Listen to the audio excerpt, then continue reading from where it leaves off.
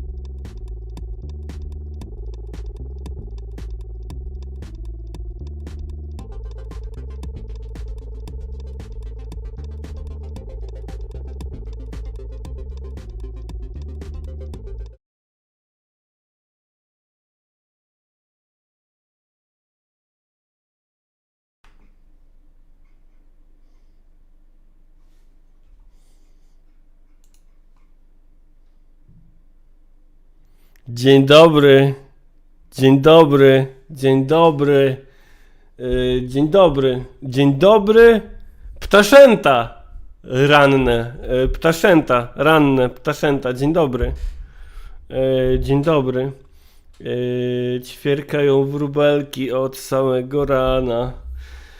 Siema ASD, KM7, siema Szósty, siema Wojtek Gasperowicz, Bonaventura Junior, Manek 1117, siema Doktor Akana, siema Panu N, siema Radosław Langner, siema Zachsoja, siema Ktebeniarzy, siema Roller, siema Zbychu, siema Komat. Roller donosi, że AMZ z Mazurkiem była na kanale 0 w piątek. Powiem ci Roller, że nawet rozważałem takiego streama w weekend, żeby sobie to obejrzeć, ale nie zrobiłem tego.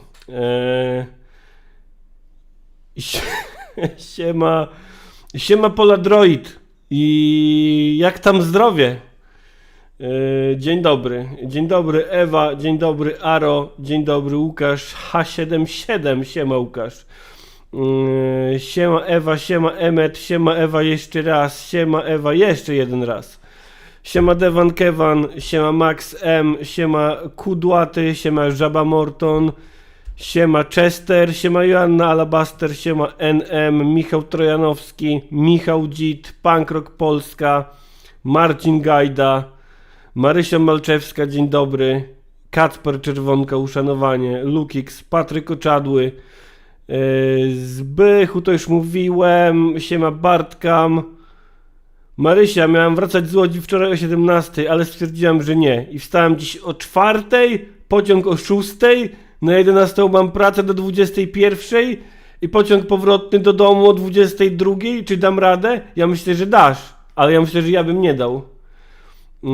Siema Andrzej Miętki, siema Julo, siema... O, Emmet, przez ciebie cały weekend mi Brutal śpiewał w głowie. Tak? Śpiewał ci Brutal w głowie? Słuchaj, zaraz coś ci pokażę, Emmet. W związku z tym, że mam Stream Decka od anarchistycznej sekcji szyderczej i od was, za co bardzo wszystkim dziękuję, mogę na przykład zrobić tak.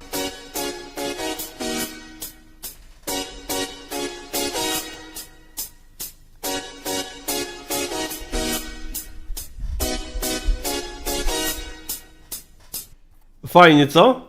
Fajnie, co? Albo tak. Nie wiem właśnie o co chodzi. Jeszcze raz.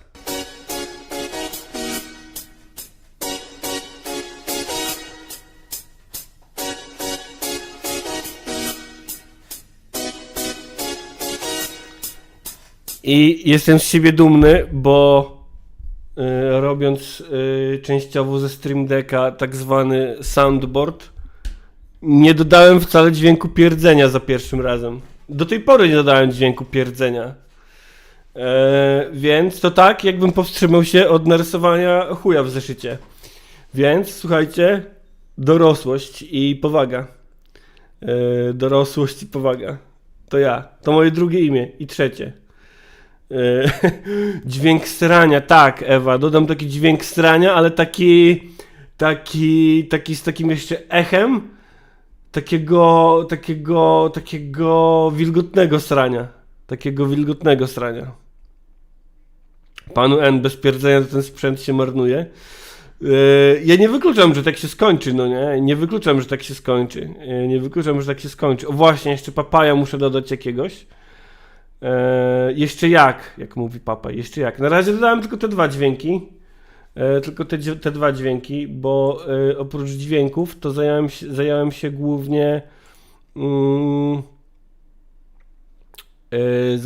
głównie oprócz dźwięków robieniem tego, że mógł zrobić tak. I teraz wam trochę zaspoilowałem, co chciałbym dzisiaj obejrzeć, ale to potem. Mogę robić tak, mogę robić tak, mogę sobie tak cyk, cyk, cyk, cyk, cyk, cyk. Fajnie, co? Fajnie, co?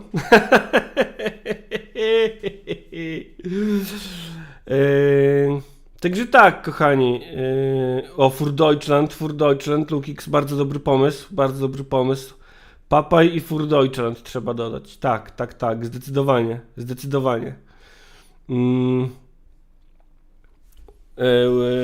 Gosie Duszak, no. Klaskanie z Friends, o nie, kurwa. Ty, albo dobra, klaskanie z Friends to jest dobry pomysł, no.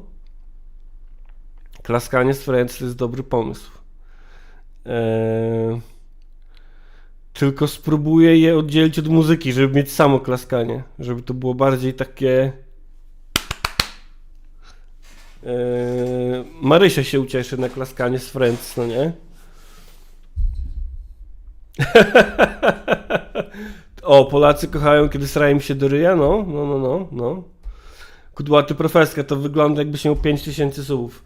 Pytacie mnie, jak to jest być człowiekiem sukcesu. Zapraszam na mój bezpłatny webinar. A, Marysia to zaproponowała? O kurczę, no patrz. Zawsze coś przeoczę coś zawsze. Ej, teraz widzę, no, przewinąłem i faktycznie. Dodaj klaskanie z Friends, mówi Marysia, no, fakt. Dobrze, kochani, jak mi to... Ała, kurwa, rzeczywiście, no, ale czy w wersji memowej, czy w wersji z 1670? Może w ogóle płaczkę Stasie. Płaczkę Stasie też w dźwiękach dodać. Siema, why, please, why. Jeszcze raz zrobię tak. I tak jeszcze zrobię. Nie wiem właśnie o co chodzi.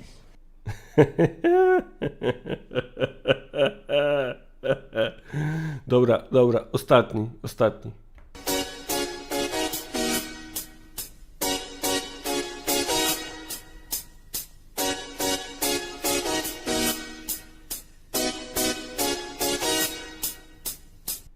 O, dobrze mówisz, Ewa, że w Polsce jak w lesie testowirona, tak, testowirona.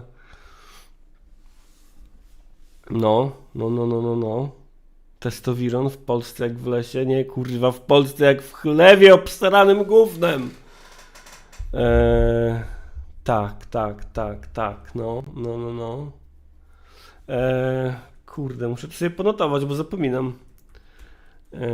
Testowiron, klaskanie z Friends, papaj i ała, kurwa, rzeczywiście. Papaj jeszcze jak. Zmień swe życie od Mumio, też mi pasuje, no. Zmień swe życie. Zweryfikuj swe ukrycie. Testo w Polsce jak w lesie, kurwa, w Polsce jak w chlewie obstranym gównem. A propos gówna. Wiesz co, Anarchii Duszy, ja nie jestem fanem Kapitana Bombę, mówiąc szczerze, może widziałem parę odcinków. Manek, kiedy zaczynam się denerwować, jak mówisz o Polakach i sraniu do ryja, to zawsze przypominam sobie o tym, że wyznawcy Donalda wolą, żeby Tusk srał im do ryja, byle szatan Kaczyński nie rządził. Siema Melvin 161. YouTube'owych emoji nie widać na ekranie? Faktycznie. Faktycznie nie widać. Nie wiem, czy mogę coś z tym zrobić. Raczej nie teraz, ale w przyszłości. Może. Nie wykluczam. Pośmierdziałek? Mówi Aro, siema w pośmierdziałek. Właśnie, słuchajcie, jak już jesteśmy przy tematach fekalnych, to powiem wam, że algorytmy Facebooka są pojebane. Leżałem wczoraj, siema Markini, leżałem wczoraj i drapałem się po brzuchu, siema tłumacz Adam, drapałem się po brzuchu i przeglądałem sobie portal Instagram. Tak se scrollowałem jak debil. Scrollu. I co tam jak paprochy? Paprochy spoko, paprochy pozdrawiają.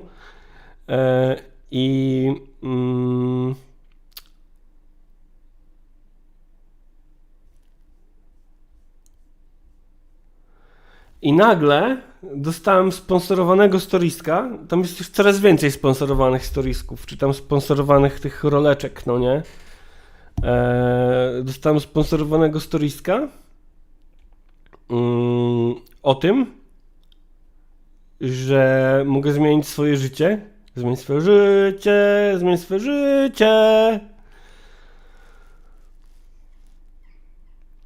Mi się odinstalowało się Insta bardzo dobrze.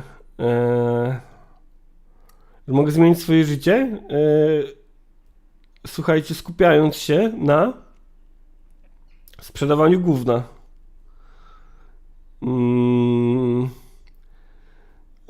Dosłownie gówna. Stolca swojego. Że mogę wziąć udział w badaniach. Muszę wejść na stronę, wypełnić ankietę zdrowotną i nie dość, że mogę zarabiać na stolcu, bardzo dużo mogę zarabiać na swoim stolcu, to jeszcze pomogę tym ludzkości.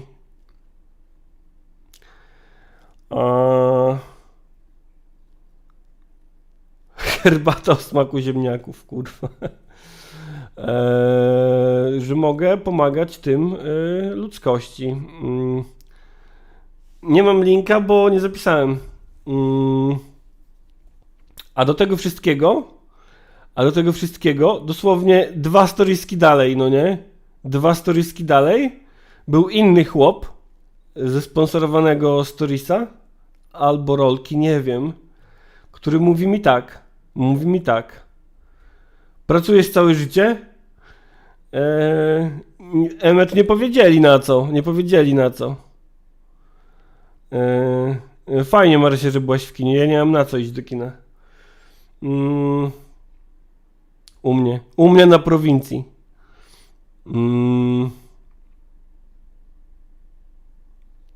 No i chwilę potem był drugi chłop. Zupełnie inny niż ten pierwszy. I mówi: pracujesz całe życie.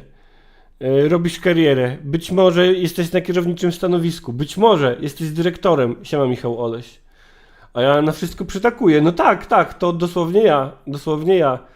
I on mi mówi, że ja się stresuję pewnie w życiu i na wakacjach myślę o pracy. Ja mówię, no tak. Nie miałem wakacji od lat. Ale tak, niech będzie. No i on zaczyna mi mówić, że on mi pomoże zoptymalizować odpoczynek. Żebym się moją pracą dyrektorską nie zajechał. Myślę sobie, kurwa, dzięki, mordo, dzięki. Czy to zestawienie chłopa, który chciał dać mi pieniądze za gówno i chłopa, który chciał mi zoptymalizować odpoczynek, mówi coś o naszym społeczeństwie? Myślę, że mówi, zarówno o naszym społeczeństwie, jak i o algorytmach. Algorytmy, Festiwal Muzyki Dna, to mój autorski suchar, brawo, Wojtek. I Miszka, ja poszedłem do kina studyjnego, stałem godzinę w kolejce, a i tak nie było miejsca, dla mnie nie wpuścili. A to nie lepiej kupić bilet wcześniej? Nie wiem, może, nie wiem. Nie, żebym ci chciał życie układać, no nie? Można stać w kolejce i też bawić się dobrze tak naprawdę. Zależy, czego oczekujemy od życia i jak bardzo zen jesteśmy. A słuchajcie, jeszcze właśnie a propos algorytmów. Algorytmy tej samej firmy, bo też firmy Meta, tylko na Facebooku, w ogóle pokazały mi mem, niestety. Mem, który miał swoje źródło w ogóle na przeklętym portalu Twitter. No nie? I tam na tym przeklętym portalu Twitter była taka wymiana zdań, która została zescreenowana i puszczana dalej. W kontekście... mówi Misza, to właśnie taki indie kino, że nie dało się kupić biletu online. Okej.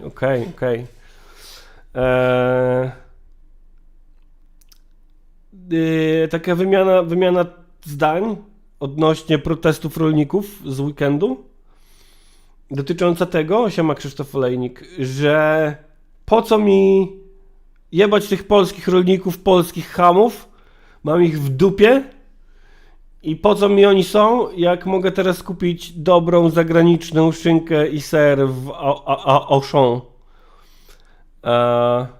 No i to była bardzo głupia wymiana zdań, no nie? To było bardzo głupi take, bardzo głupia opinia. No i tak jak mówię, została zescreenowana i robiła rundkę po internecie. A potem właśnie Facebook pokazał mi mem. Który był na fanpage'u. Fanpage nazywał się Ta irytująca Julka z Twittera, tak się nazywał fanpage. Mem pokazywał taką narysowaną Julkę z Twittera. Rozumiem, że to jest taka postać, która się powtarza na memach o Julkach z Twittera, że niby patrzcie jaka głupia typiara. I ona miała napisane Lewica razem. I że to niby ona mówi, po co mi rolnicy, jak mogę zagraniczną serkę kupić z Auchana. I jeszcze Facebook pokazał mi, że lajka temu postowi dał Paweł Wyżykowski. Paweł Wyżykowski to jest chłop z Konfederacji, którego ja nawet nie znam na Facebooku, nie obserwuję na Facebooku, nic mi o nim nie wiadomo. Poza tym, że wiem, że jest straszną spierdoliną z Konfederacji. I chodzi mi o to, że jakby wszyscy wiemy, że Facebook pokazuje nam te rzeczy, które teoretycznie mają nas zdenerwować, bo zdenerwowanie budzi zaangażowanie, bo to jest silna emocja, która sprawi, że zostajesz na Facebooku. I faktycznie miałem trochę emocję spowodowaną tym, że dlaczego widzę imię i nazwisko Paweł Wyżykowski. Jeśli nie wiecie, kim on jest, to dobrze dla was.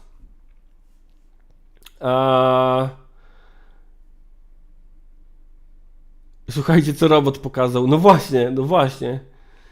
I kurde, jeszcze jakiś czas temu spoko było to, że jak korzystałem z Facebooka jako fanpage, Gilotyna, to nie widziałem sugestii Facebooka. Tylko widziałem te rzeczy, które chce mój fanpage obserwować. A teraz już nie ma różnicy, czy korzystam z Facebooka jako fanpage, czy jako stary człowiek Wojtek Żubr-Boliński. Tak więc tak działają media społecznościowe, kochani. Wszyscy wiemy, że robią to, żeby nas zdenerwować, ale kurde, nie myślałem, że tak wprost. Zresztą umówmy się, wy też oglądacie mnie po to, żeby się denerwować. Dobrze wiecie, że za chwilę będziemy oglądali spierdolonych myśliwych i będziecie się denerwować. Ja też będę się denerwować, bo tego nie widziałem.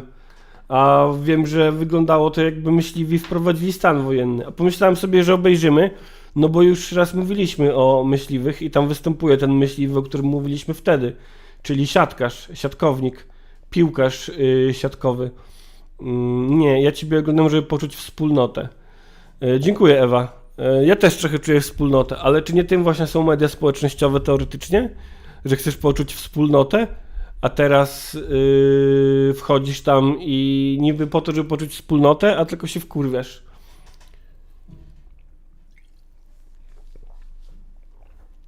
Ale z drugiej strony potrzebujemy wkurwionego społeczeństwa. Roller, widziałem tego mema i nagonka na razem polega na tym, że jedna z osób miała w niku hashtag silni razem, lol. Punk Rock Polska przestałem we FB 2 lata temu, na Insta nigdy nie wchodziłem. Marysia, ja nie miałem nigdy Facebooka, a teraz to już nawet Messengera nie używam, bo nie mam po co. Fajnie, cieszę się. Naprawdę cieszę się i zazdroszczę. I ja kiedyś będę w tym miejscu też, mam nadzieję.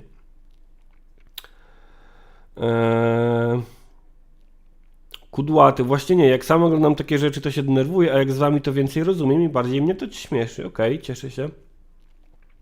Misza, tylko Fediversum. No, nie tylko Misza Miszka, bo właśnie jesteś na Twitchu, z tego co widzę.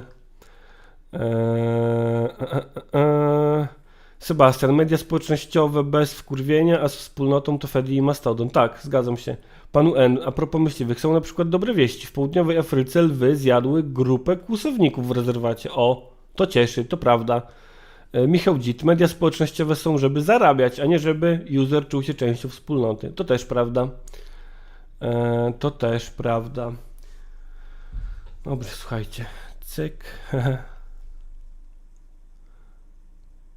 O, Marysia, dobrze mówisz, ja bym znowu sam zapomniał. Dzięki za przypomnienie o lajkach. Pamiętajcie o lajkach. A my sobie zobaczymy, jak myśliwi wprowadzają stan wojenny.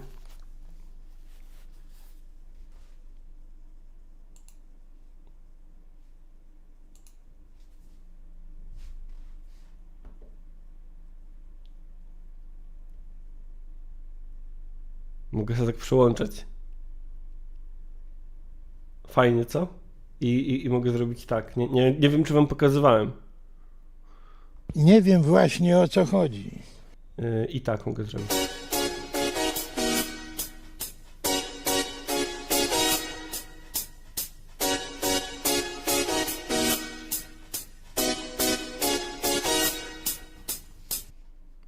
Szanowne koleżanki i koledzy myśliwi, dziś Zarząd Główny Polskiego Związku Łowieckiego, który reprezentuję, oraz Naczelna Rada Łowiecka, którą reprezentuje prezes Możdżonek, są jedną siłą w obronie Patrzcie, jakiego mam wysokiego kumpla.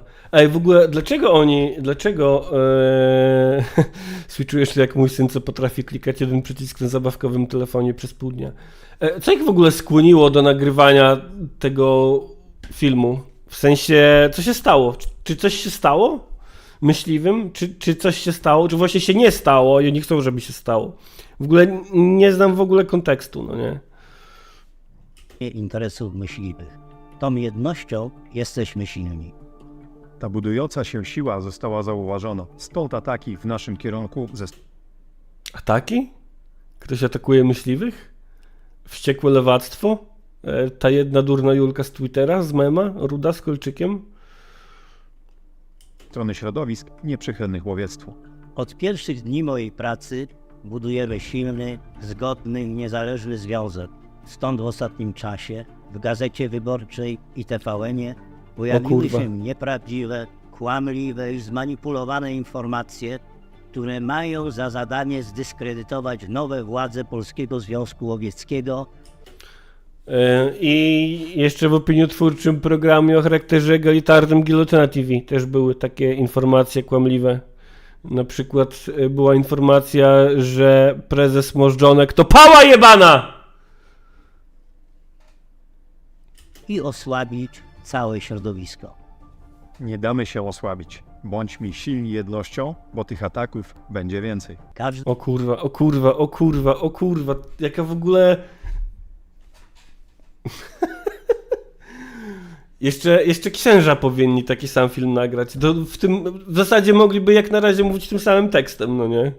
myśliwy, każde koło łowieckie, wszyscy mamy obowiązek stać na straży naszych praw, wielopokoleniowej tradycji, naszej kultury i wielowiekowej ochrony polskiej przyrody. Prezes Możdżonek z wyglądu członek.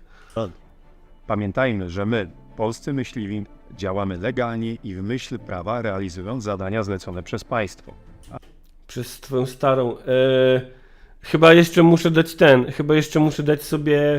dać sobie na dźwięki przyciskowe Kaczyńskiego, jak mówi, nic nie powiedział. Tylko że on na tym filmiku go tam ledwo słychać. A nowe propozycje Ministerstwa Klimatu i Środowiska będą ograniczać czy wręcz paraliżować te zadania. Ministerstwo Klimatu i Środowiska przedstawiło propozycje zmian ograniczające wykonywanie polowań, które są nie do zaakceptowania przez nasze środowisko. Ale przed chwilą powiedzieli, że realizują zadania zlecone przez państwo polskie. No to może właśnie państwo polskie teraz mówi, że te zadania nie są potrzebne, więc wypierdalajcie może, co? Może, nie wiem. Postulaty zakazów polowań na wszystkie gatunki ptaków łownych pochodzą od koalicji Niech Żyją, która jest pewną grupą światopoglądową i nie powinna mieć takiego wpływu na decyzje jakże ważne dla polskiego ekosystemu, polskiej przyrody i środowiska łowieckiego. Zgadzam się, że decyzją ważną dla polskiego ekosystemu i polskiej przyrody jest wyjebanie was, kurwa, z tego lasu. Wielowiekową tradycją liczącego 130 000 członków. Mateusz Noga, Dakan też udostępnił tego mema z Julką z razem. Kurwa. Ty, ja z jakiegoś powodu zawsze chciałem mieć dobre zdanie o Dakanie, a kurwa jakoś nie mogę, no nie? Chyba dlatego chciałem mieć o nim dobre zdanie, bo on kiedyś, nie wiem jak teraz, robił content o Gwiezdnych Wojnach. I kurwa no... Wytyczne co do afrykańskiego pomoru świń, które obowiązują w Polsce, są zgodne ze standardami walki z ASF proponowanymi przez Europejski Urząd do Spraw Bezpieczeństwa Żywności, a myśliwi są jedyną grupą społeczną w Polsce, która aktywnie walczy z tą chorobą i która wydaje na tę walkę własne środki finansowe. Na aktywny My hero. odstrzał naciskają także nasi sąsiedzi, którzy boją się migracji zakażonych dzików do Niemiec. Propozycja ministra Dorożały o ograniczeniu odstrzału dzików w związku z walką z ASF sprzeczna jest również z decyzjami wydanymi przez wojewodów w całym kraju, którzy chcą, by koła łowieckie zwiększyły odstrzał dzików. Słuchajcie, ja bym chciał tylko zauważyć, bo oni też bardzo często gdzieś tam w komentarzach pod tym filmem, czy w mediach społecznościowych widziałem na przykład takie tejki o tym, że no, chcecie zakazać myślistwa, a weź zaprowadź swoje dziecko, wypuść same dziecko swoje wypuść do szkoły, siema Lady Dawida. Na wsi, gdzie dziki grasują, wypuść dziecko do szkoły. Ja chciałbym tylko zauważyć, że nadal w Polsce więcej ludzi ucierpiało przez zbłąkaną kulę myśliwego niż przez atak dzika. Generalnie tak to wygląda, więc ja myślę, że potrzebujemy więcej dzików w Polsce, żeby atakowały ludzi i może wtedy statystycznie ucierpi jakiś myśliwy. Taki mój postulat. Więcej dzików.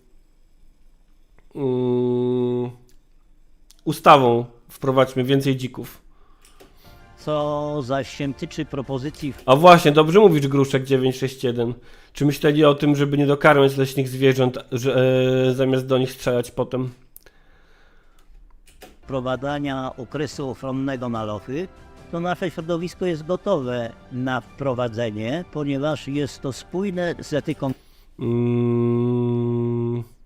Brzoskwinię dzików nie trzeba zabijać, to miasta muszą przestać się rozrastać na tereny leśne. Krzysztof Wójczak, no hej, jaka jest to oferta dla mężczyzn dziś? No, strzelanie. A propos tych terenów leśnych i dzików, pamiętam jak jeszcze minister Szyszko, nie świętej pamięci, racjonalizował wycinki lasu tym, że drzewa są niebezpieczne dla ludzi.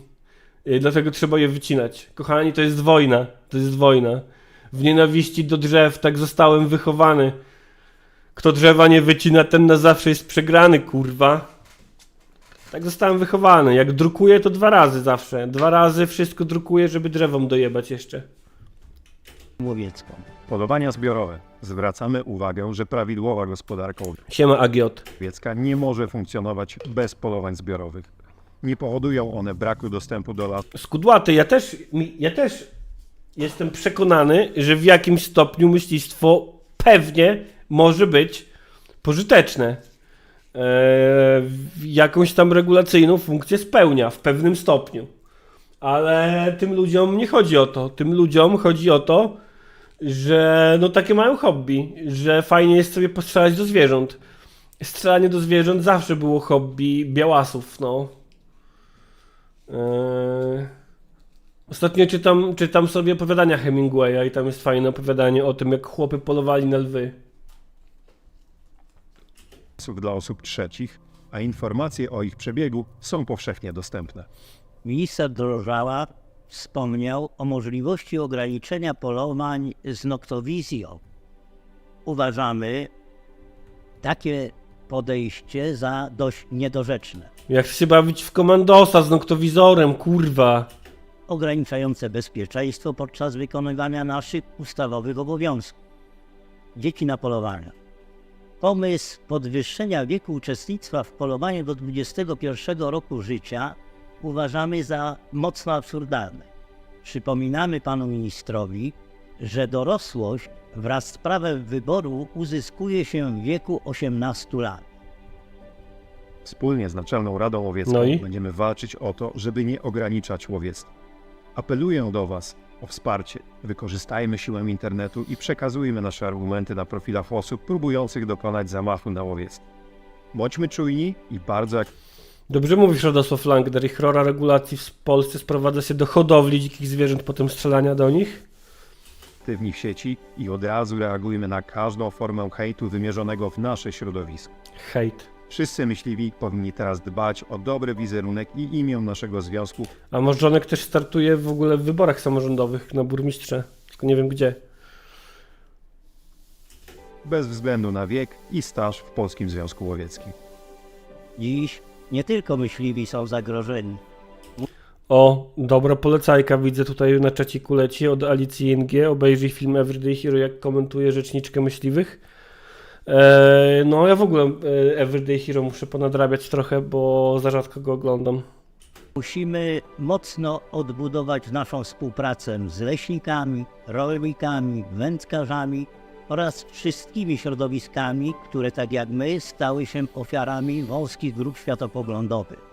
Nie możemy wzajemnie Czekajcie, z kim oni chcą współpracować? Bo coś się... środowiskami mocno odbudować naszą współpracę z leśnikami, rolnikami, wędkarzami oraz wszystkimi środowiskami, które tak jak my stały się ofiarami wąskich grup światopoglądowych.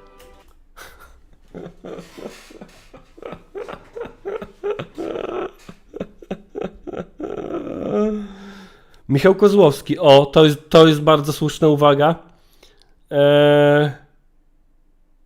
Niezmiennie rozpierdala mnie, dlaczego ta grupa 130 000 myśliwych stanowi jakąś grupę, której należy słuchać. Pielęgniarek w Polsce jest 300 000, nauczycieli ponad 500 000. Celne, bardzo celne. Nie możemy wzajemnie A, się Olsztyna, konfliktować, tylko tworzyć trwałe, silne sojusze. Powinniśmy mocniej skonsolidować się ze środowiskiem naukowym. Dlatego cieszę się z powołania Rady Naukowej, której autorytety, wiedza i prowadzone badania pomogą nam w walce o nasze prawa. W pierwszym dniu mego powołania podkreśliłem, że moim głównym celem jest przywrócenie niezależności naszego środowiska. Powinniśmy samodzielnie wybierać swoje władze i sami o sobie stanowić.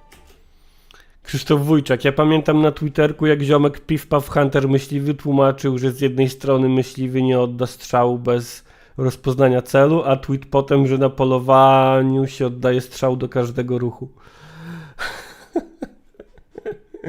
To jest trochę tak jak, i tutaj znowu Instagram, algorytm Instagrama podrzucił mi chłopa, który był ubrany na kolorowo w jakiś kapelusz i pracował w jakiejś firmie i on mówi, dlaczego lubię pracować w tej firmie? Co sobie cenię? No ten luz, dystans, to podejście, że mogę tutaj zarabiać dobre pieniądze, idąc w kierunku 2% najbogatszych Polaków, a jednocześnie nie muszę wyglądać przy tym jak ten taki smutas, którego kojarzymy z majętnym człowiekiem w garniturze i wszystko mogę robić z dystansikiem i na luzie. Więc kliknąłem sobie w jego profil i na wszystkich zdjęciach był smutasem w garniturze, którego kojarzymy z majętnym człowiekiem. I miał posty o tym, że presja to przywilej. Także dlatego, że nasze środowisko samo się finansuje i zadania zlecone przez No tak, bo uprawiacie hobby dla bogatych białasów. Kurwa, no to się samo finansuje. Więc może w tym wypadku to akurat świadczy o tym, że wcale niekoniecznie świadczycie usługi zlecane przez państwo i konieczne dla polskiego państwa, tylko po prostu jesteście jebanym hobby dla bogatych śmieciuchów, którzy nie mają co zrobić z wolnym czasem i pieniędzmi. państwo realizuje z własnych środków. Z dupy. Zarówno ja, jak i prezes Naczelnej Rady Łowieckiej oraz inni myśliwi w Polsce pełnimy swoje funkcje społecznie, z powołania, z misji i z pasji, a nie dla korzyści materialnych. Jesteśmy silni Z powołania z misji i z pasji, no. A nie myślałeś, żeby z powołania z misji i z pasji, kurwa, grać w szachy? poprzez nasze działania. Łowiectwo powinno się zjednoczyć. I tak jak po odzyskaniu niepodległości być silne i mówić jednym głosem. O papieżu coś jeszcze daj, o papieżu. Bo inaczej praca naszych przodków zostanie zniszczona i zapomniana. Teraz jest nasz czas. Papież. Czas, żebyśmy pokazali jedność i zaczęli działać. Bo jeśli teraz pozwolimy, by nas rozbrojono, zabrano nam nasze prawa, To niech grają Markini w szachy terenowe i rzucają do siebie z okopów. atakowano naszą 100-letnią tradycję i kulturę, przegramy. Koleżanki i koledzy, Maja Wojdyło, daj pan spokój, w parkach narodowych są polowania za kasę? Ale w sensie, że płaci się im? Czy oni płacą komuś? Czy parkom narodowym? No tak, tak Ewa, to jest ten siatkarz, z którym wywiad czytaliśmy parę tygodni temu. bądźmy silni. Bądźmy razem. Dać gór. Siema. Piąteczka. Tutaj nagramy se, jak się witamy.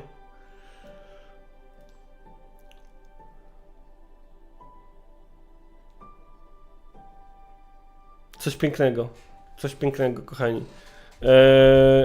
Kurwa.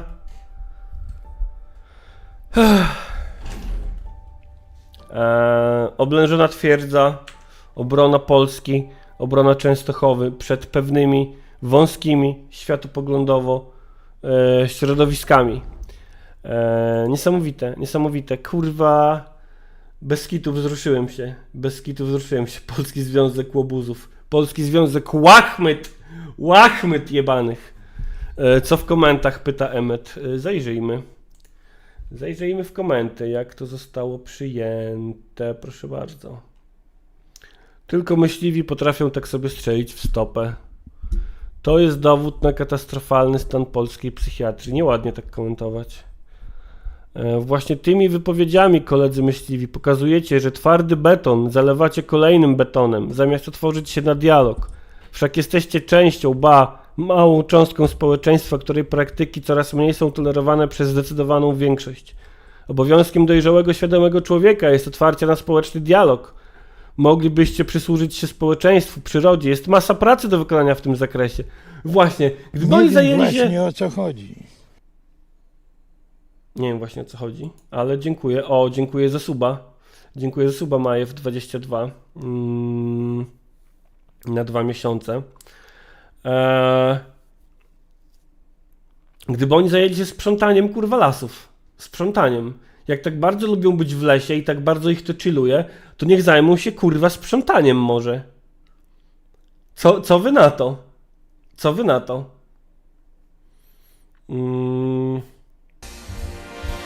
Arise, ye workers, from your slumber. Arise, ye prisoners of want. That's Alright. Więc tak. Sprzątajcie lasy, kurwa, zamiast zostawiać tam śród. A przy okazji faktycznie ten komentarz wskazuje na to, że faktycznie to jest trochę jak jakiś taki kurwa partyjny bełkot z PRL-u, no nie? Partyjny bełkot z PRL-u z podłożoną muzyczką bardziej współczesną i bardziej współczesnym montażem. Taki właśnie kurwa, nie i chuj. Jesteśmy na nie i koniec. W obronie interesów myśliwych, to jest słowo klucz. Ten kuriozalny film dobrze pokazuje, na czym wam zależy. Na waszym interesie. Ej, o co chodzi z prawami autorskimi w tym filmie? Czy ja coś przegapiłem? Prawa autorskie. Polski Związek Łowiecki nie zezwala na wykorzystywanie materiałów lub innych fragmentów do filmów YouTube, Shorts, ani transmisji na żywo bez uprzedniej zgody. Ups, kochani. Mamy przypał. Znaczy ja mam przypał. Jest przypał. Marcin Możdżonek. Marcin?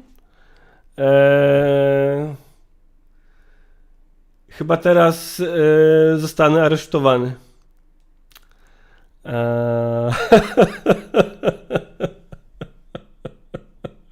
Też mam postulat. Dacie mi swoją broń, a wy będziecie biegać po lesie w bieliźnie. Zobaczymy, jak polowania będą się wam podobać. Ustawowe obowiązki mogą być zmieniane, nie są dane raz na zawsze. Panie Możdżonek, ja żartowałem. Jak to cofnąć? Jak to cofnąć mam teraz? Niech to baton. Jasny puzon. Nosferatu, prawo cytatu ich nie obowiązuje, jedynie prawo naturalne. Kurwa, kocham prawo naturalne. Prawo naturalne jest świetnym konceptem. Ale beton. Cieszę się, że tak szybko interweniujecie. Życzę wytrwałości, Dashbur. Brawo, aż miło widzieć w końcu współpracę między NRE i Łowczym Krajowym. Dość ciągłej walki, wojny podjazdowej. Brawo, gratulacje. Aha, to rozumiem, że oni są jakby dwiema instytucjami, które kiedyś ze sobą się tłukły, tak? Dobrze. Jestem dumny, że jestem myśliwym. Taki film cieszy, Dashbur. Super, wszyscy na to czekaliśmy. Normalność. Tylko czy Łowczy Krajowy nie narazi się zbytnio narracji rządowej? Czy nie odwołają go z dnia na dzień za poglądy i działanie? Dashbur. Wtedy założy kanał na YouTubie jako męczennik polskiego myślistwa.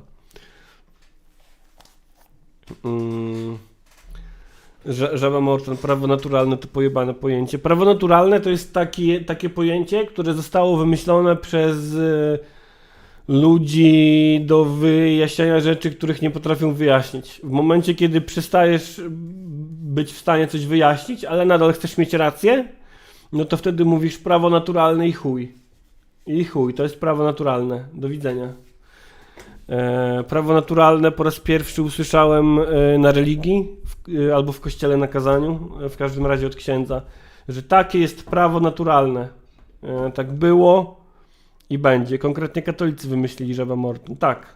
Tak. Mam o tym film na YouTubie. Znaczy nie o samym prawie naturalnym, ale wątek prawa naturalnego pojawia się w serii filmów na kanale Gilotyna TV na temat prawicowego spisku w Europie. Serii, która ma na razie 2 odcinki, zrobione latem zeszłego roku. I chciałbym kiedyś do niej wrócić. A jeśli też chcecie, żebym do niej wrócił, to zostawiajcie łapki w górę, zostawiajcie suby na YouTubie, zostawiajcie te wszystkie rzeczy, które można zostawiać na Twitchu też, ale z Twitchem jest drobny problem, że... Nie wiem właśnie o co chodzi. Ale już trochę wiem, znaczy coraz więcej wiem o co chodzi. I pamiętajcie, że możecie wspierać opiniotwórczy program o charakterze egalitarnym na patronite.com/gilotyna patronite.pl/gilotyna i patreon.com/gilotyna. Kiraj, siema, ja bym im zadawał tak do znudzenia tylko jedno pytanie. Dlaczego lubi pan zabijać? No.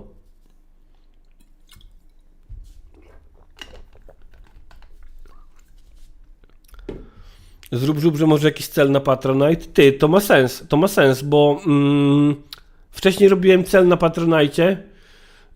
Celem tym były poranne streamy, ale że poranne streamy zacząłem robić i tak, to wyjebałem tamten cel.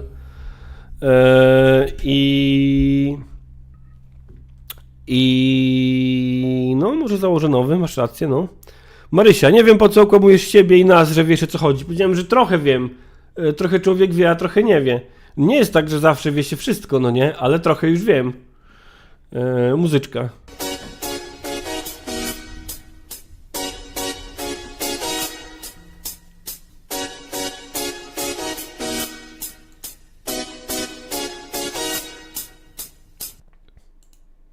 Ej, słuchajcie, jest inba. Ej, dobra, ale zanim przejdziemy do tej inby, to jeszcze nadrobimy troszkę czata.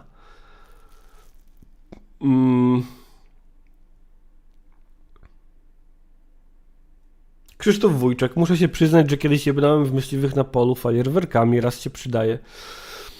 Okej. Łukasz, tylko pamiętaj, żeby do więzienia zabrać Herberta. Hasus 16. Znowu trzeba się będzie ukrywać przed policją w kartuzach. Roller. Ich ostrzeżenie jest tyle warte co łańcuszek na Facebooku, że nie zgadzam się na zmiany na tej platformie. Kiedyś też Tomasz Wiejski miał takie ostrzeżenie, że nie zgadza się na wykorzystywanie i chuj.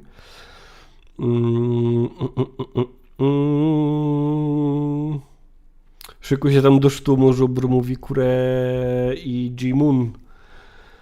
Pa pa pa pa pa pa pa pa para pa pa pa para pa pa pa pa pa pa pa pa. Siema Maciej Sosnowski.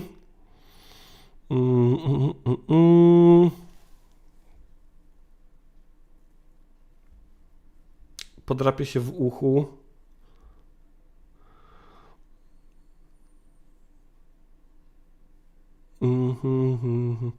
Roller, jak ty w ogóle na to trafiłeś? Pyta. No trafiłem na to tak, że w mojej bańce informacyjno-internetowej krążyło po prostu.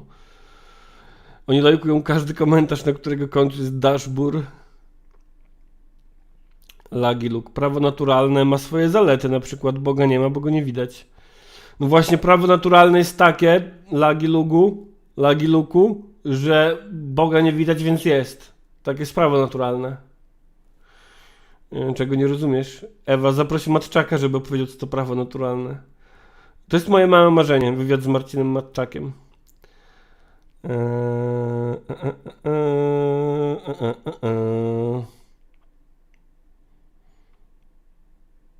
Ewa, wyglądasz jak myszka Miki w tych słuchawkach. Ale tylko jak je założę tak, no nie? Albo Leja.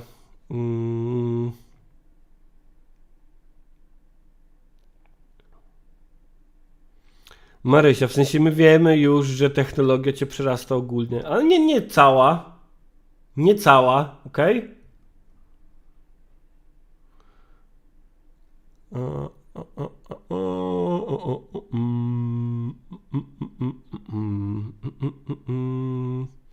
DG donosi, że jest 55 lajków. Wydaje mi się, że jest więcej oglądających, więc jeśli jesteś osobą oglądającą i nie zostawiłaś lajka, no to wiesz, co z tym zrobić. Misza Miszket się żółw, że cię patofliperka nie pozwała za te pogróżki, co żeś jej robił. Słuchajcie, dzwonimy dzisiaj do jakiegoś flipera mieszkaniowego. Agirima, wyłączenie własnej działki spod terenu łowieckiego to jakiś żart i mordęga w sądach. Okej, w sensie, że z defaultu jak masz działkę w okolicach lasu, to może być ona terenem polowania? Co do chuja? Roller, chuj wam w dupy dashboard. Emmet, ile trzeba w donajcie, żeby zaśpiewał Opening Ewangeliona? Myślę, że najpierw musiałbyś sfinansować mi kurs japońskiego. I nie mam po co iść, jeśli ciebie nie spotkam. Co żeś narobił, Pankrok Polska? Teraz nie. Kirej, nie lubię Tokarczyk, ale jej pomysł sprawać mój pług, że ktoś załatwia myśliwych w taki sposób, że to wygląda na robotę i zemstę zwierząt, jest całkiem kuszący.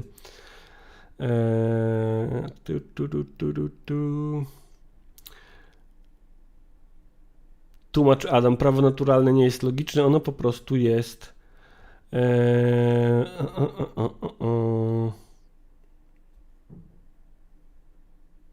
Marysia, ewidentnie dzisiaj chcesz mieć kosę. Ewidentnie chcesz mieć dzisiaj kosę. Nielegalna myszka Miki, znaczy nieoryginalna myszka Miki. No wiesz co? No wiesz co? No odpuśćcie w parafii, no wiesz co?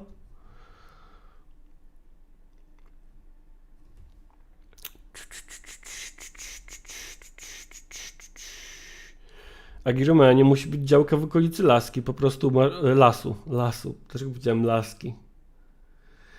Po prostu masz pole, masz myśliwych. Brzoskwinia, do openingu Ewangeliona nie potrzeba kursu japońskiego, dałbyś sobie radę. Marysia, mamy kosę 2,4/7. Aha. A to ja nie wiedziałem.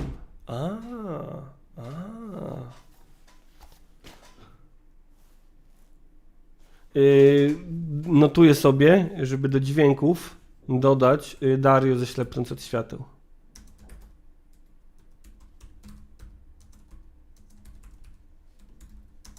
Dwa dźwięki, ale to nie do mnie tak. Do mnie nie. No i nie podobasz mi się.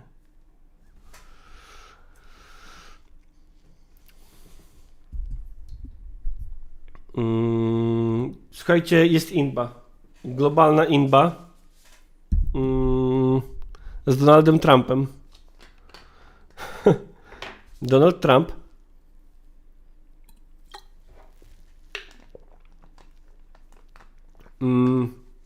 Donald Trump, pewnie słyszeliście, powiedział w sobotę, że jak ktoś nie przekazuje 2%, jakiś kraj nie przekazuje 2% PKB na obronność i nie dorzuca się do NATO, to on jako przyszły prezydent Stanów Zjednoczonych będzie miał to w piździe i że rachunki trzeba płacić i że jak ktoś nie będzie płacił, to on nie będzie bronił tego kraju jako NATO, jako Stany Zjednoczone i że wręcz będzie zachęcał Rosję do tego, żeby robiła co chce. Nie żebym chciał was straszyć tym, że będzie wojna w Polsce. Nie wiadomo.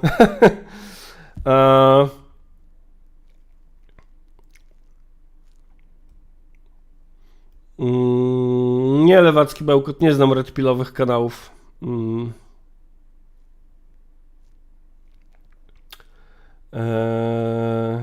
I kurde, tak coś czułem, słuchajcie, tak coś czułem, że doprowadzenie do sytuacji, w której połowa świata wisi na Stanach Zjednoczonych, jeśli chodzi o obronność, może kiedyś odbić się czkawką, no nie? I nie jest, to nie tak, że już się odbija, ale jeszcze może się odbić. Nadal. Trump mówił to samo przed 2016, no tak. Znaczy wtedy mówił trochę inaczej. Wtedy mówił, że rozważał publicznie rozwiązanie NATO. Więc wiecie, co jest najśmieszniejsze? Że w Polsce jest cała masa polityków, którzy propsują Trumpa. I to zdjęcie, które wam teraz pokazuję z Rzeczpospolitej, jest co prawda z roku 2017, no nie? Ale nawet teraz, po tych sobotnich słowach Donalda Trumpa, było wiele wypowiedzi takich około pisowskich ludzików, którzy mówią, że no Trump spoko i w ogóle jebać to NATO. Maja Wojdyło. Rubio go tłumaczył, że on nie wypowiada się jak typowy polityk, a w ogóle to była historia w czasie przeszłym. Boję się tej wojny, tak prawdę mówiąc. Nie chcę mówić, że trzeba bać się wojny, bo to trochę byłoby sianie paniki, no nie?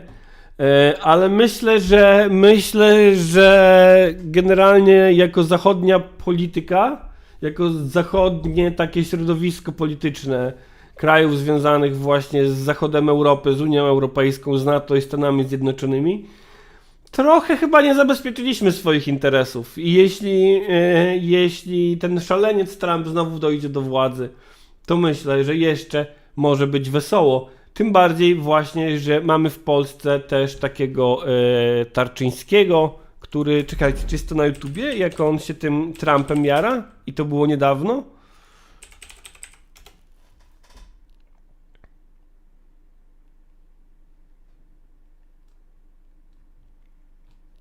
Chyba nie, ale generalnie była taka opcja, że Dominik Tarczyński, o tu mam screena, jarał się u tego amerykańskiego szura, który wszędzie widzi spisek globalistów, Donaldem Trumpem, zakładając czapkę Make Europe Great Again. I też w zasadzie możemy już od kilku ładnych lat mówić w Europie o takim ruchu mega, jak w Stanach jest MAGA, no to w Europie też jest jakby zorganizowany odłam tego, którego Dominik Tarczyński jest przedstawicielem, trochę jako taki łącznik PiS-u, czy łącznik Polski ze skrajną prawicą w Europie. Siema Kajko. I przy okazji tego występu Tarczyńskiego popisał się też nasz ulubiony, sympatyczny poseł, czyli Janusz Kowalski.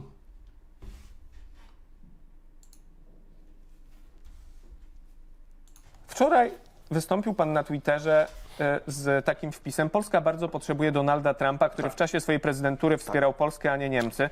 Tak. Napisał pan to Tak. w czasie, kiedy media światowe piszą o tym, że Donald Trump w rozmowie z szefową Komisji Europejskiej zapowiadał, że Ameryka nie broniłaby Europy w przypadku inwazji.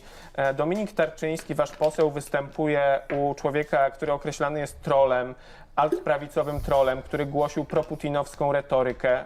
Skąd to poparcie dla Donalda Trumpa, jeśli eksperci mówią, że jego powrót może oznaczać brak bezpieczeństwa dla Polski? Rozmawiamy o Bardzo faktach, krótko. Nie o faktach, ani opiniach. Donald Trump był najbardziej propolskim prezydentem ostatnich kilkudziesięciu lat, wspierał Polskę, ograniczał Niemcy. Za czasów Donalda Trumpa jeszcze bardziej Putin Rosję. nie zaatakował żadnego państwa. Donald Trump w sposób skuteczny blokował To Nord dzięki Stream 2. Trumpowi? Nord Stream 2. I proszę pamiętać, że w 2020 i 2021 roku, kiedy Joe Biden dogadał się z Angelą Merkel i z Władimirem Putinem w sprawie Nord Stream 2, Władimir Putin podjął decyzję o ataku na Ukrainę. co, To jest To konsekwencja jest wina fatalna. Joe Bidena? No oczywiście, no przecież nawet Chce myśmy... mi pan powiedzieć, że to, że Rosja zaatakowała Ależ oczywiście, że Ukrainę tak. jest winą Ależ Bidena? oczywiście, że tak. Biden odpowiada za atak na Ukrainę? Dokładnie reset. Panie Januszu, Rozmawiamy. co pan Dokładnie opowiada? reset, tak samo jak Obama. Ale o czym pan mówi? Przepraszam bardzo. No panie Czy pośle, chce ja mi tam pan byłem w powiedzieć, momencie, kiedy się zaczęła rosyjska inwazja, byłem w Kijowie i chce mi pan powiedzieć, że to, że Rosjanie zaatakowali jest winą Bidena, ale doprecyzuje pan, tak? Uważa pan tak? Jeszcze raz, może mi pan Bardzo powiedzieć. proszę, tak. Kilka miesięcy wcześniej sami pisaliście w wirtualnej Polsce, krytykując Bidena za to, że dał zielone światło Putinowi na uruchomienie Nord Stream 2. wstrzymuje pomoc dla Ukrainy w tym momencie? Nord Stream 2 był głównym powodem, dla którego Putin zaatakował Kto Ukrainę. wstrzymuje, Tak czy panie nie? pośle? Tak Kto czy nie? wstrzymuje? Tak czy nie? Panie pośle, Czy kto Biden wstrzymuje dał pomoc dla zgodę Ukrainy? na Nord Stream 2? Dał czy nie Putinowi? Proste pytanie. Ona W to nie- 2021 dał zgodę czy nie? No i co, uważa pan, że I to w sierpniu doprowadziło... 2021 roku, takie są fakty, widząc słabość Ameryki, widząc słabość Joe Bidena, który poszedł na deal z Angelą Merkel, podjął pośle, decyzję o tym, że odpowie mi zaatakuje pan na Ukrainę. pytanie, bo mamy bardzo mało czasu. To są Znaczy, fakty. ja przyznam, No to proszę zobaczyć historycznie.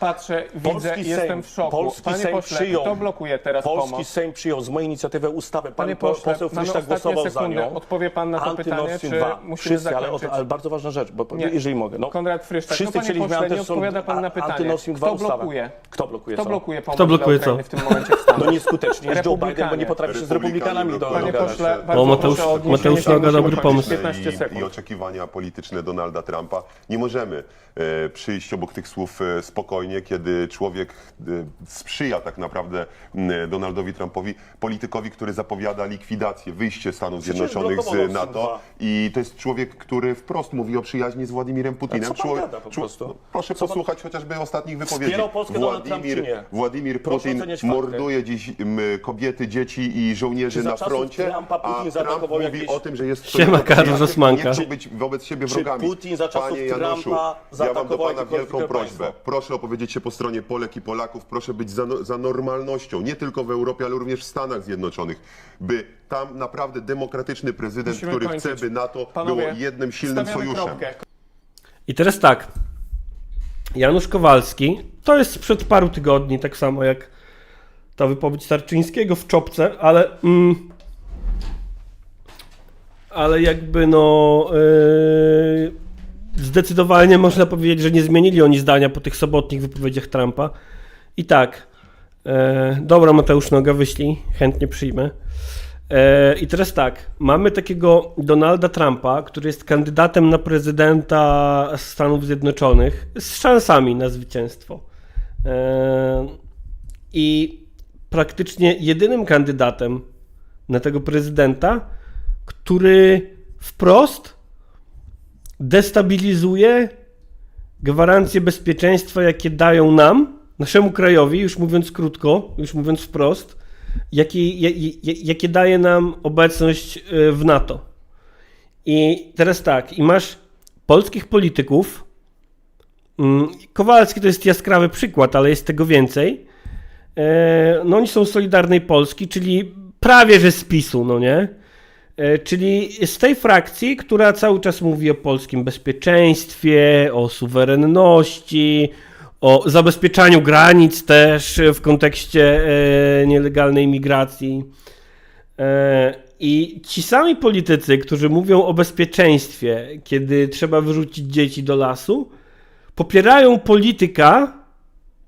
publicznie polityka, który jest wprost zwiastunem destabilizacji naszego bezpieczeństwa, bo nazywa Władimira Putina swoim przyjacielem, mówi, że gdyby on był prezydentem USA, to nie byłoby tej wojny, bo on by się dogadał z Putinem.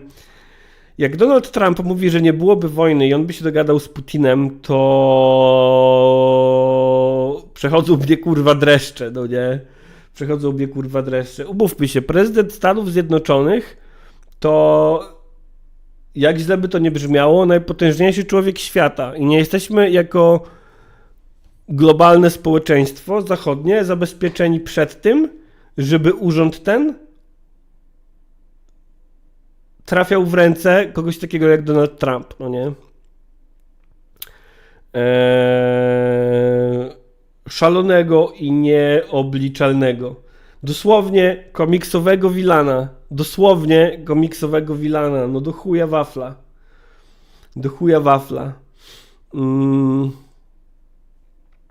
I to jest właśnie najśmieszniejsze w tym wszystkim, że mamy tych polityków, którzy są prawicowcami, krzyczą o polskim interesie, krzyczą o polskim bezpieczeństwie, a potem publicznie walą konia do Trumpa, którego zwycięstwo w wyborach prezydenckich w Stanach Zjednoczonych raczej zmniejszy nasz poziom bezpieczeństwa, stawiam taką tezę, niż go zwiększy. I generalnie no, nie mają problemu ci polscy patrioci, którym na sercu leży nasz interes i nasze bezpieczeństwo, nie mają problemu z tym, żeby bratać się z innymi patriotami typu Orban, typu Le Pen. Te wszystkie frakcje prawicowe na Zachodzie tak naprawdę niwelują w wielu aspektach poziom integracji europejskiej i integracji NATO, bo no, tak działa konserwatyzm i turbopatriotyzm prawicowy, że zafiksowują się na jakiejś narodowej dumie i mają w piździe tę integrację, a tylko integracja daje nam jakieś gwarancje bezpieczeństwa. I w tym kontekście sprawdza się to, co ja powtarzam wielokrotnie, że bycie konserwatystą dzisiaj to jest bycie agentem Kremla, uświadomionym bądź nieuświadomionym, bo bycie konserwatystą to jest granie na obniżanie integracji europejskiej, obniżanie integracji natowskiej, jak widzimy na załączonym obrazku w kontekście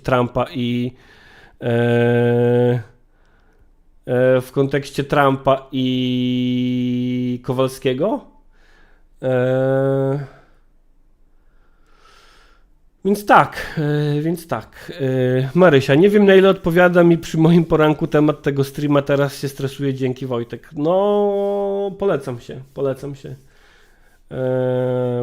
się.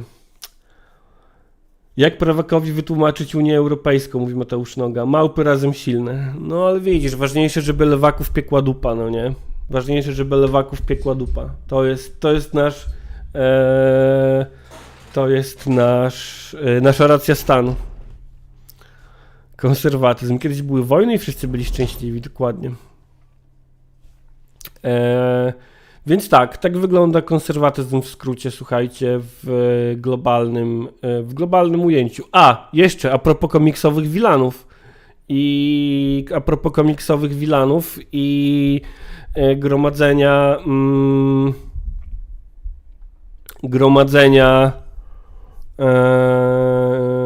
siły i władzy w rękach jednego człowieka. A tutaj Wojty donosi, polityka nie jest czarno-biała, bo Polska płaci ponad 2% PKB na obronność, co oznacza, że NATO, USA nawet pod rządami Trumpa powinno nam pomóc. Problem dotyczy tego, że kraje Europy Zachodniej nie płacą.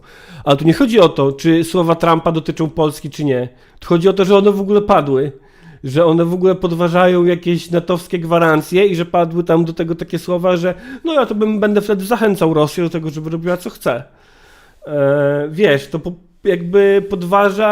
podważa wiarygodność NATO jako sojuszu, który ma gwarantować bezpieczeństwo Europy Zachodniej, no nie? To jest temat, który został już rzucony i on będzie gdzieś tam rezonował dalej w debacie publicznej. Samo to jest spierdolone, a nie to, czy w tej wypowiedzi Donalda Trumpa Polska się łapie na zagrożenie wojną, czy nie. No bo faktycznie nie.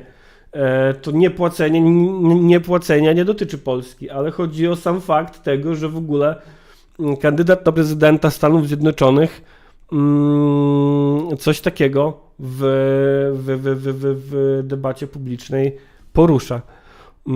Czarny, siemanko, jako ciekawostkę zarzucę, że w staropolskim na bociany mówiło się Wojtek lub Maciej. Stąd frazeologizm w koło Macieju. A o tym Macieju to nie wiedziałem, że Wojtek to tak. Maciek to się mówiło na brzuszek.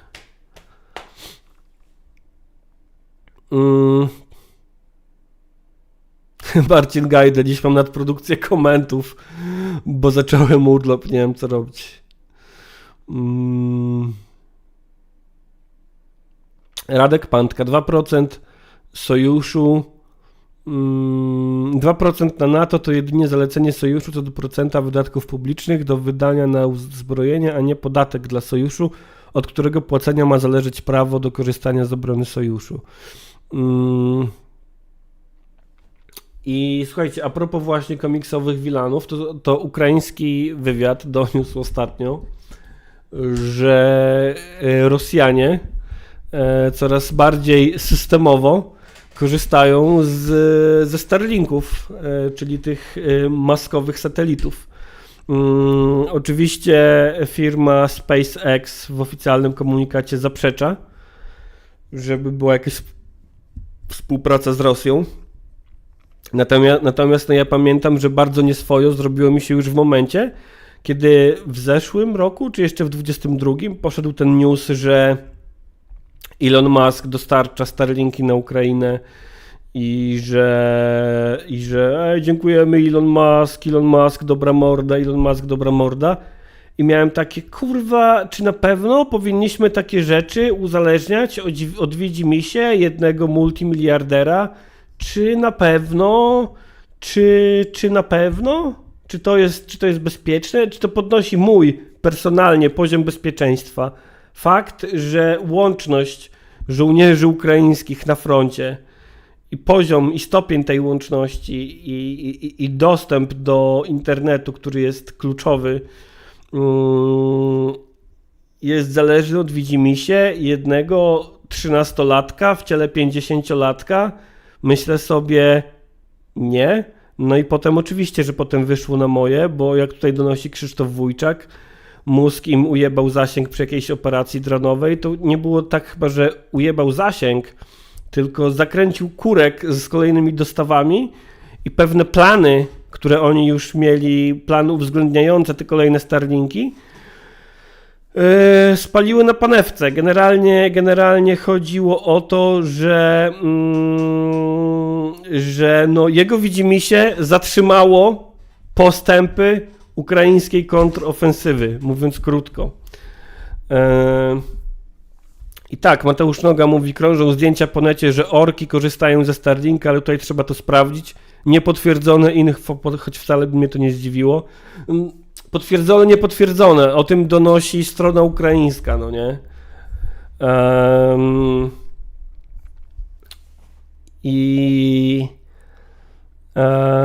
I tak, i w ogóle, no właśnie pamiętam, że Elon Musk w pewnym momencie zaczął hamletyzować, tak trochę na zasadzie takiej, że no wiecie, bo te Starlinki to tam daliśmy tym Ukraińcom, ale to jest takie przykładanie ręki do wojny, a ja to nie chcę przykładać ręki do wojny, bo pokój jest najważniejszy i w ogóle dzięki za suba, Karol Resmanka. I w ogóle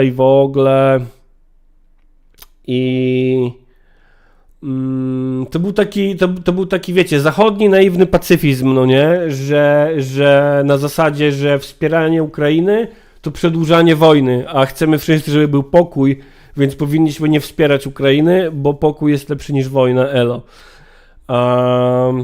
Emmet, sam fakt, że jakiś technokrata może decydować o wyniku wojny jest przerażający, niezależnie komu pomaga.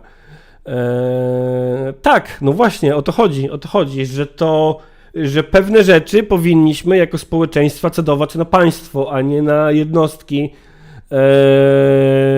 i nie na miliarderów. Miliarderzy nie są dojrzali emocjonalnie, nie możemy pokładać w nich nadziei. Miliarderzy ścigają się, kto będzie miał większą rakietę i szybciej poleci w kosmos. Come on.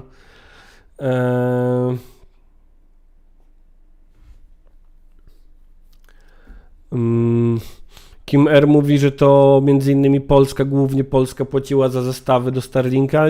Nie mam z tym problemu. Nie mam z tym problemu. Karl Rosmanka, dżingiel, nie wiem właśnie o co chodzi, jest ustawiony w tym momencie tylko na Twitcha. Ale tam się w ogóle mi pojebało, bo teraz są dwa dżingle. Jeden jest od razu po subie, a drugi jest opóźniony. A wcześniej był tylko opóźniony. Nie rozumiem. Ale proszę bardzo. Nie wiem właśnie o co chodzi.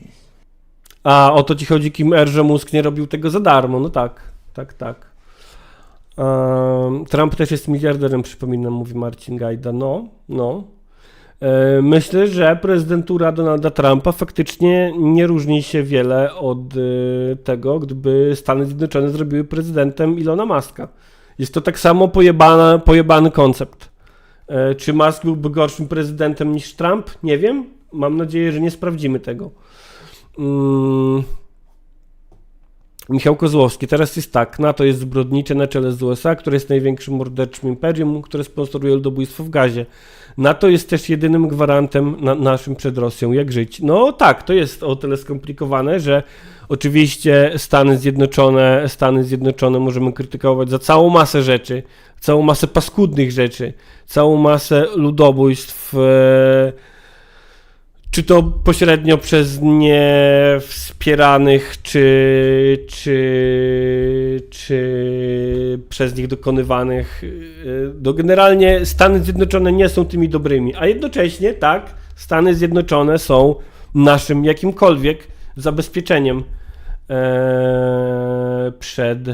przed czymś grubszym. Emmet pyta, czy oglądałem Devs Alexa Garlanda. Jak nie, to polecam, patrząc po tym serialu i Ex Machinie, typy chyba bardzo nie lubię tych baronów. Oglądałem Devs, no. Pamiętam, że Devs dupnąłem w jeden dzień cały serial, co mi się zdarzyło 2 razy w życiu. Krzysztof Wójczak, nie powinien Musk być prezydentem, bo nie jest urodzony jako obywatel. No to chociaż tyle dobrze. No tak, bo on jest z RPA. Więc tak, kochani, no. Kurwa, muszę kartać butelkę.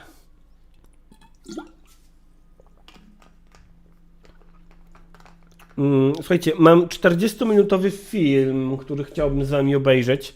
Trochę na osłodę i jako balsam po tych naszych tutaj geopolitycznych rozkminach, które faktycznie mogą być stresujące i niepokojące dla wielu osób i jest to zrozumiałe. Ale myślę, że nie obejrzymy go dzisiaj. Myślę, że dzisiaj będziemy powoli zwijać dupkę, a jutro sobie odpalimy go wcześniej i jutro zrobimy go sobie jako taki trochę kojący balsam na to, co dzisiaj powiedzieliśmy. Julo pyta, czy jest to film produkcji DDR. Nie, słuchajcie, jest to film produkcji TVN, ale powiem wam, że to będzie jeden z tych rzadkich momentów w opiniotwórczym programie egalitarnym o charakterze opiniotwórczym, kiedy będziemy oglądali TVN nie po to, żeby jojczyć na TVN. Łukasz mówi, TVN i balsam łżesz. Otóż nie, drogi Łukaszu. Otóż nie, drogi Łukaszu. Będzie balsam z TVN-u. Balsam z TVN-u na geopolityczne rany zrobione wam dzisiaj Donaldem Trumpem i Elonem Muskiem. Lewacki bełkot. Czemu Żubr nie robi live'a wieczorem, gdzie najwięcej ludzi siedzi przed PC? Ja to rozważam cały czas gdzieś tam z tyłu głowy. Cały czas rozważam takie podejście. Nie mówię, że to się nie wydarzy. Kiedyś. Zobaczymy. Na razie lecimy z porankami i film muszę zacząć robić. Dzisiaj muszę zacząć robić film o tym chłopie, co go nie lubicie, tak. Tak. 9:15. Zobaczmy, co tam jeszcze na czaciku. Punk Rock Polska. Generalnie to zajebiście, że świat jest meblowany przez kilka osób, a my musimy się martwić, żeby im nie odjebało. No tak, to jest kolejny argument za zdaniem, które powtarzam też dosyć często, że demokracja neoliberalna w obecnym krajobrazie polityczno-medialnym jest skompromitowana, bo faktycznie władzę na świecie sprawuje kilka osób. I jest to mało demokratyczne. Musimy zdemokratyzować globalną władzę. Prawdopodobnie byłby to komunizm, więc nie uda się tego zrobić. Bo na samo słowo komunizm wszyscy zaczynają krzyczeć jak pterodaktyl, a gdybyśmy próbowali uspołecznić globalną władzę, no to byłby to międzynarodowy komunizm, taki jaki jeszcze nigdy, nigdzie nie funkcjonował, bo nie wiem, czy wszyscy wiedzą, ale państwo komunistyczne to oksymoron. Komunizm jest założeniem międzynarodowy. Więc straszenie ludzi komunizmem na podstawie tego, co odjebało się w Rosji, w Chinach, czy gdziekolwiek indziej, nie ma sensu, z mojego punktu widzenia.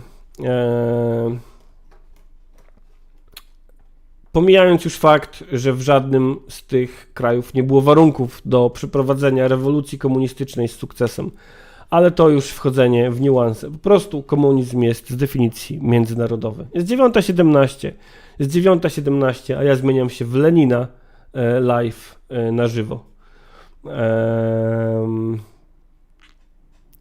Tak, nie wiem, czy powinienem to robić. Nie wiem, czy to jest legalne. Nie wiem, czy mówienie ludziom o 9:17, że należy wprowadzić komunizm, jest zgodne z prawem, czy nie jest. Więc tak. Więc tak, słuchajcie, komunizm. Myślę, że powinniśmy z okazji krzyczenia komunistycznych rzeczy. Lenin był państwowcem. Ja też jestem państwowcem. Ja uważam, że państwo powinno robić rzeczy, no nie? Uważam, że państwo powinno robić rzeczy. A najlepiej, gdybyśmy mieli globalny organizm państwowy, który by robił rzeczy. Marysia Malczewska. Moim zdaniem wieczorem jest już tyle treści dostępnych, a z rano nie ma co oglądać, więc imo poranki top. Możliwe. Aczkolwiek najlepiej oglądającym się streamem do tej pory, powiem wam, był ten z protestem wolnych Polaków. Aczkolwiek no to był protest wolnych Polaków i to taki, który trochę interesował ludzi, więc to też może dlatego, bo na przykład ten sobotni protest wolnych Polaków, co był teraz pod Trybunałem Konstytucyjnym, chyba mniej już interesował ludzi, no nie? A to dlatego, że PiS sam sobie strzelił w stopę, czy w kolano, nigdy nie wiem, że no PiS rękami swojego prezydenta uwolnił swoich więźniów politycznych i stracił swoich więźniów politycznych.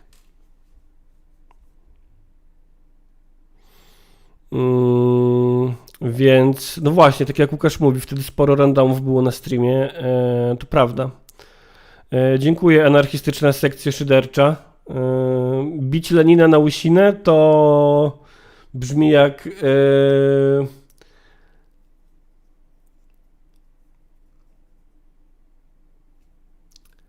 Wypadło mi słowo. Jak się nazywa, kiedy określasz coś w bardziej delikatny sposób? Eufemizm. Brzmi jak eufemizm. Eufemizm na onanizm. Bicie Lenina na łysinę. Agiot. Co innego robić w pracy z rana, jak nie gilotynki słuchać? Cieszą mnie to słowa. Eufemizm. No właśnie, no właśnie.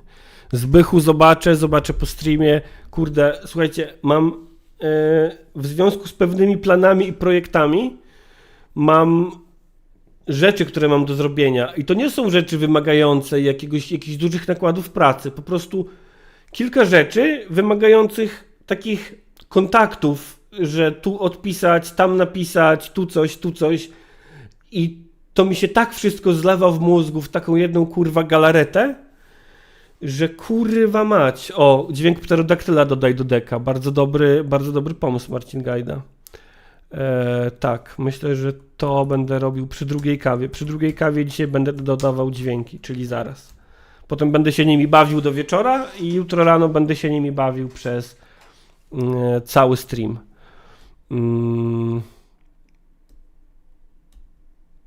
Jezu, Roller zaczął mówić językami.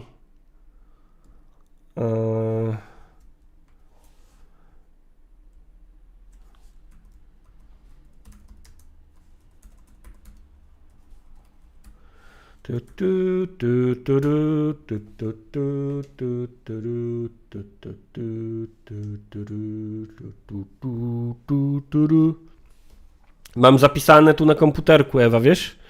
Mam zapisane testo, że w Polsce jak w lesie, klaskanie z Friends, papaj, jeszcze jak, ała kurwa rzeczywiście, zmień swe życie i co i gówno, Dario ślepnąc od świateł, kołodziejczak cisza cicho i dźwięk pterodaktyla. No, trochę tego będzie.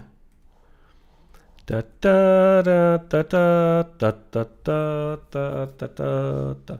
Słuchajcie,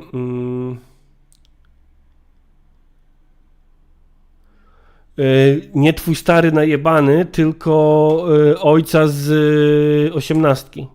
Ale 18. Synek! Bo jak ja cię pierdolnę, to cię krew zaleje. Kocham go.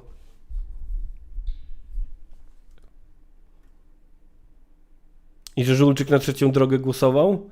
A to bym musiał sam powiedzieć i sam to nagrać. A jak mam sam to powiedzieć i sam to nagrać, to równie dobrze mogę to powiedzieć. Po prostu Żulczyk głosował na trzecią drogę. Jakby ktoś nie wiedział. Starczy przycisków na deku? Starczy, bo tu można folderki można, wiesz, zakładać i dodawać strony i sobie przewijać, więc tutaj kurwa przycisków jest nieskończona liczba. Albo co żeś zrobił z tą maszynką? Ja się boję tego filmu, kurwa. Tam już za duża patola jest.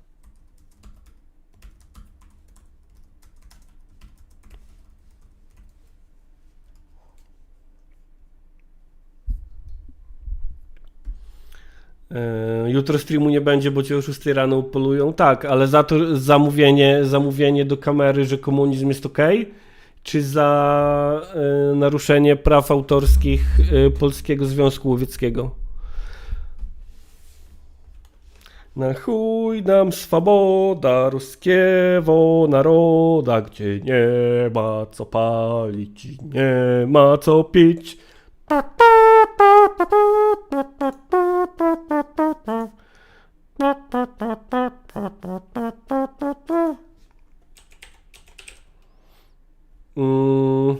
Czy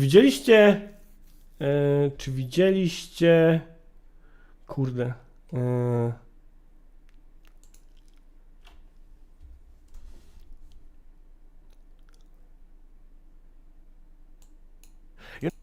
czekajcie, skoro już mówimy o komunizmie,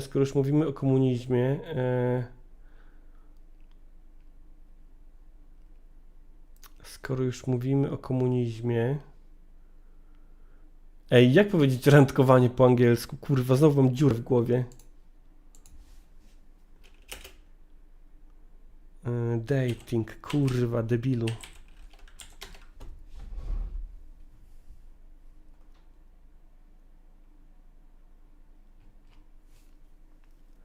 Pa pa pa pa pa pa pa pa pa pa pa pa. Tak, dziękuję, dziękuję. Już sobie przypomniałem. Kurde, gdzie to jest? To nie to, to nie to. Ale to też jest wspaniałe.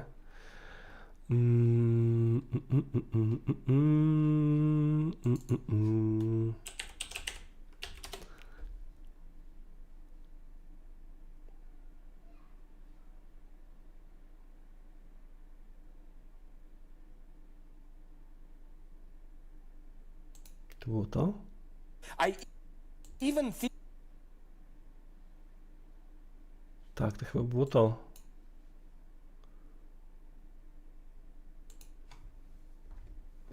Na pewno to widzieliście, ale z tym pomocnym czatem mówi Ewa, no.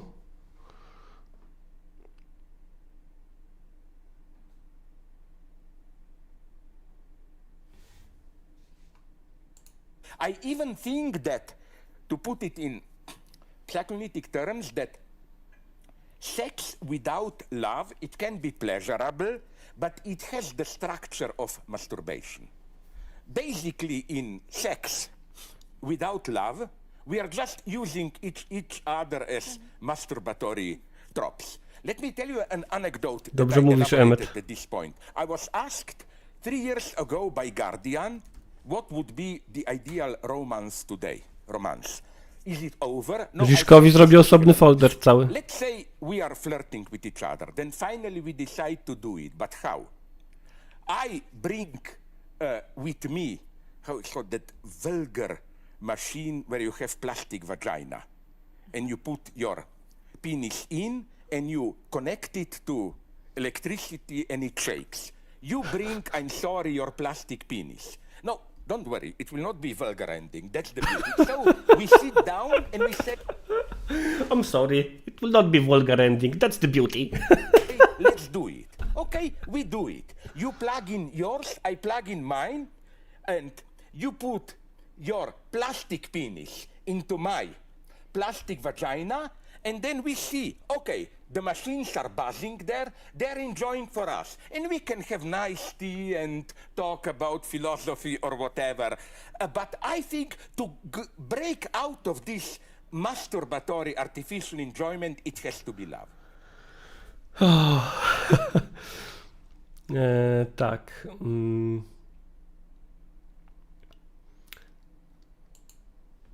Trochę go kocham, przyznam.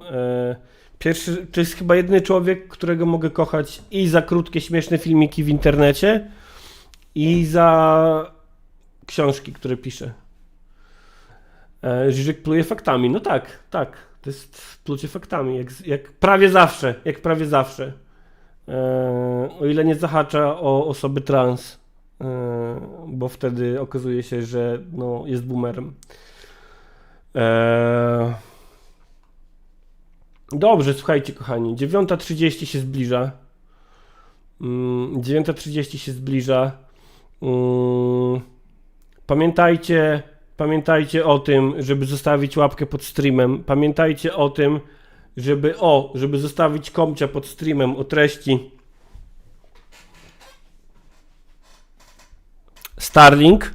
Starlink mi napiszcie w komciu pod streamem. Na Twitchu też klikajcie różne rzeczy, które się klika na Twitchu, ale no wiecie jak jest. Nie wiem właśnie o co chodzi.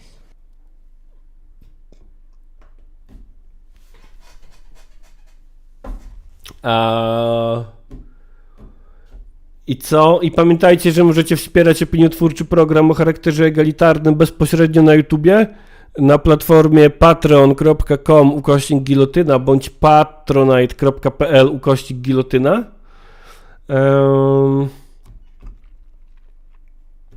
I co?